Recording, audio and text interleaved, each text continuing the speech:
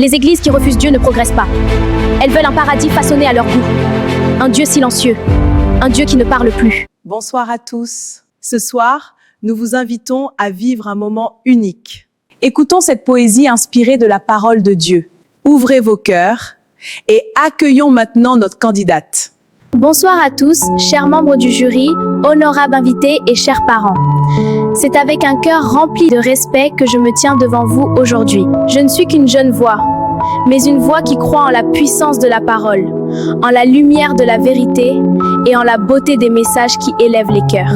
À travers ce poème, je ne viens pas seulement parler, je viens partager un message de foi. Merci de m'accorder votre écoute attentive.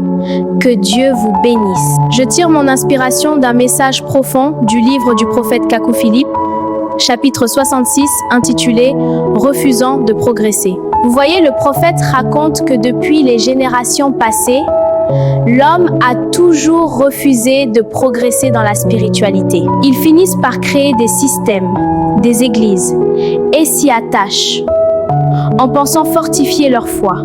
Au lieu de chercher à progresser auprès du prophète vivant au milieu d'eux, ils préfèrent s'attacher à leurs habitudes, fermant leur cœur à l'appel du changement.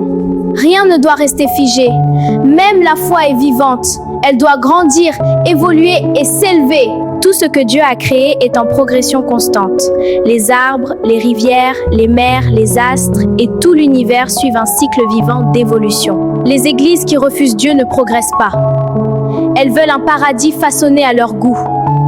Un Dieu silencieux. Un Dieu qui ne parle plus, afin de s'enfoncer librement dans le péché. Le monde avance et même le péché évolue. Alors pourquoi Dieu devrait-il se taire? Car Dieu n'est pas muet. Sa voix demeure vivante, et sa bouche, c'est le prophète. Lorsqu'il faut révéler ce qui est péché, il parle à travers un messager vivant. Autrefois, c'est par le prophète Moïse qu'Israël pouvait avancer, mais le peuple préféra les pharaons. Et après Moïse, Dieu suscita encore des prophètes vivants pour les guider. Mais Israël refusa de progresser, préférant s'attacher au sacrificateur. Regardez pourtant le monde. Tout évolue, tout avance. Hier, c'était les chevaux, puis vinrent les vélos, ensuite les motos, et aujourd'hui les voitures, toujours plus modernes. Mais l'Église, elle refuse de progresser, car entendre la vérité dérange. Un prophète qui appelle à la sanctification, qui reprend les cœurs qui exposent le péché. Cela, beaucoup ne le veulent pas. Ils préfèrent le confort de leurs habitudes plutôt que la lumière qui transforme. Et ainsi, sans s'en rendre compte, ils demeurent sous une influence qui les éloigne de la vérité. Retenons ceci, Dieu appelle à progresser. N'endurcissons pas nos cœurs face à sa voix, mais avançons en suivant le prophète vivant de notre temps. Je vous remercie. Poésie jeune fille, tu nous as vraiment inspiré. Donne-nous plus d'informations. Merci. Comme je l'ai dit précédemment, mon inspiration vient du livre du prophète Kakou Philippe. Récemment, mes parents ont découvert son message et y ont cru. Ce prophète est différent, car son message appelle à une véritable transformation. Son livre est disponible sur Play Store et App Store.